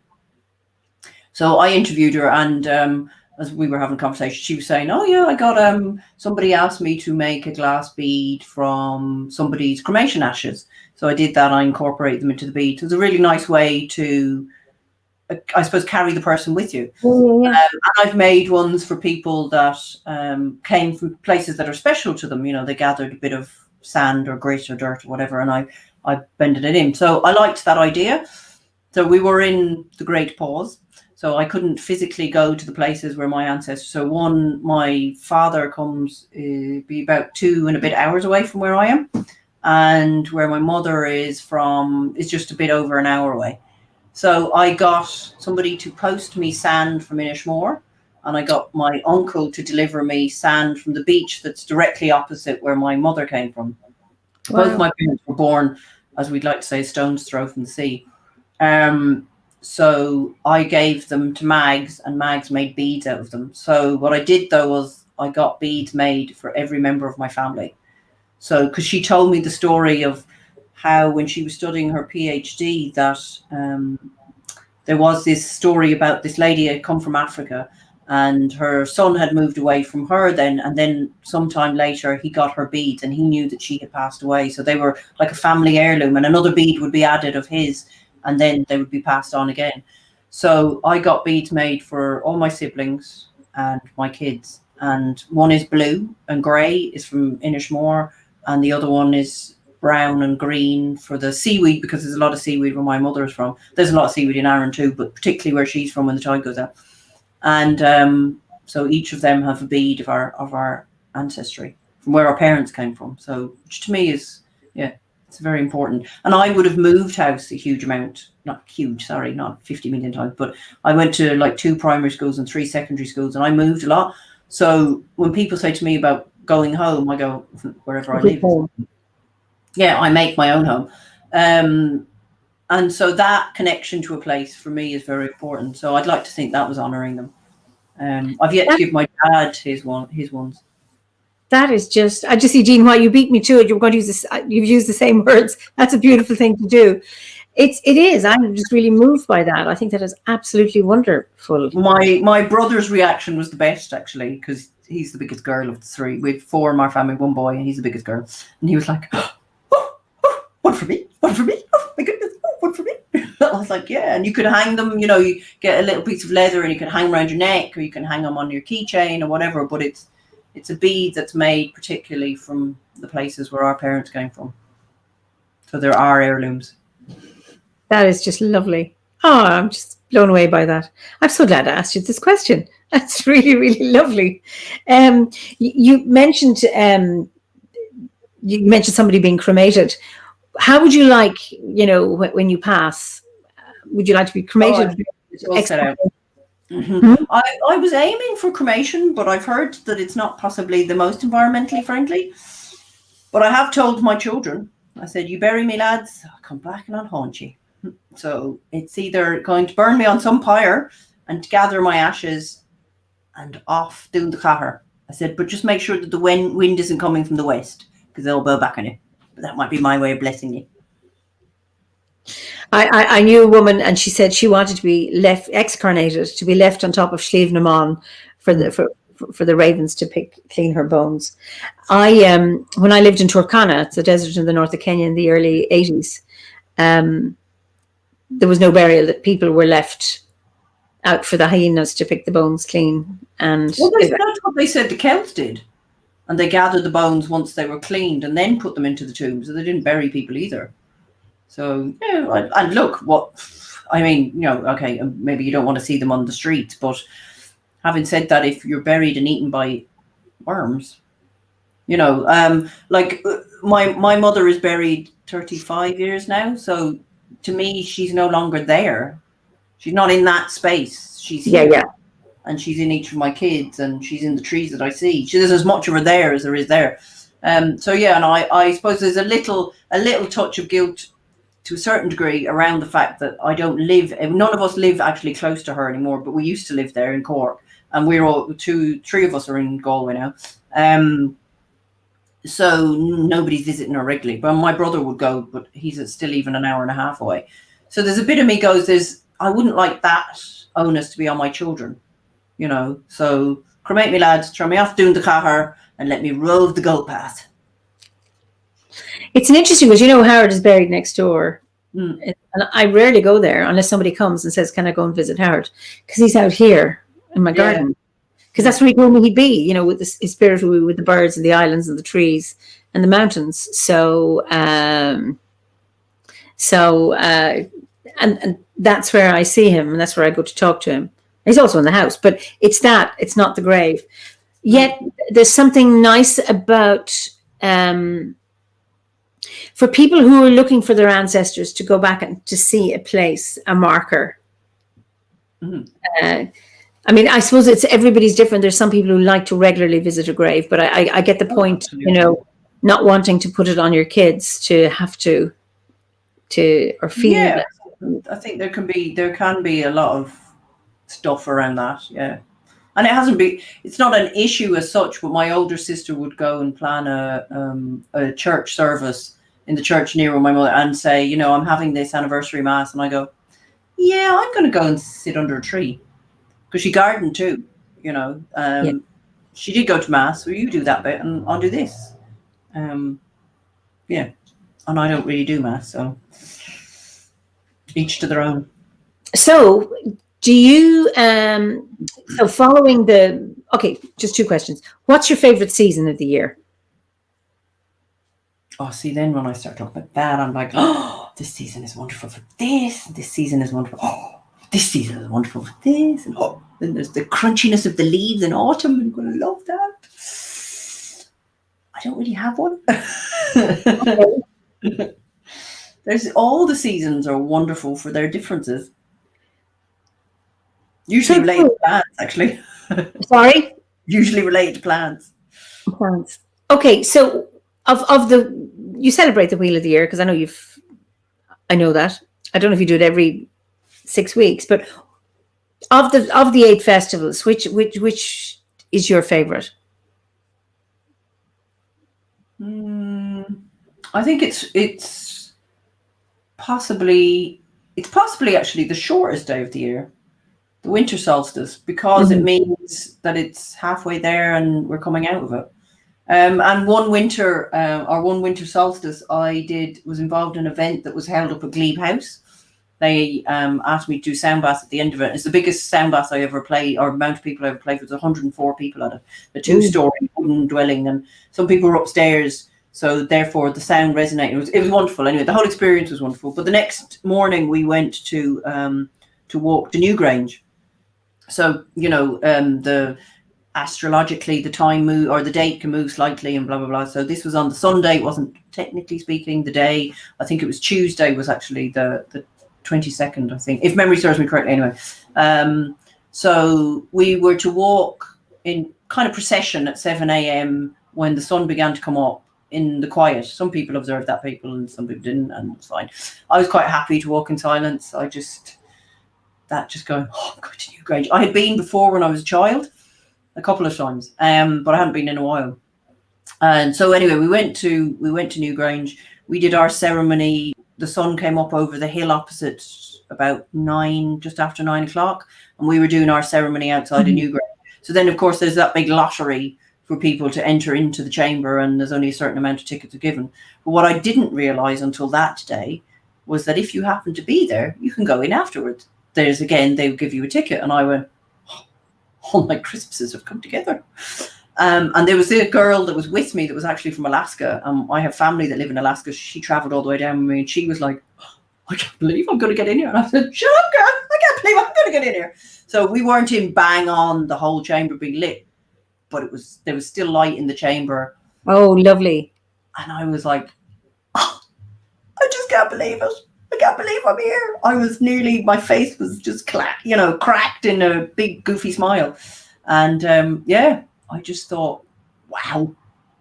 So yeah, it probably is my favorite. And it's coming up to Christmas, which, though it's a Christian festival, there's a niceness about it. There's, there's a coming together, there's good food, there's silly presents, there's catching up with people. There might be a bit of mentalness coming up to it, but yeah, probably the winter solstice. Oh, beautiful, beautiful. Yeah, most people say Samhain, actually. It's really interesting. Okay.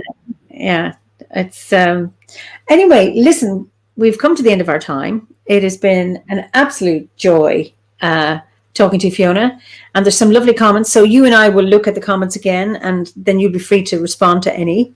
So thank you so much for joining me this evening. And I'm just going to, you stay where you are. I'm just going to say goodbye to everybody here. So thank you so much for your comments. Loved your discussion this evening. This is from Pauline. Can relate so much to what has been said tonight. My husband's ashes are still in a box waiting to be scattered. Lovely. Thank you all for your lovely comments. And I know sometimes I can't get to read them all because it goes up so fast. So if I haven't answered them but Fiona we'll read them anyway. So thank you so much. And I look forward to seeing you next week, where I have another guest. And just to remind you that, our online, our first time ever online summer gathering will be on Saturday, the 19th of June at 10 a.m. And that's British summer time, where we will have speakers in the morning, the afternoon, and then an afternoon ceremony. So normally our ceremonies are at 7 p.m., but this one will be 3:30 p.m. And then we'll have a nice dead foot in the evening. So that is open to everybody. So thank you all for joining me. And till I see you again next week, slán go fóill.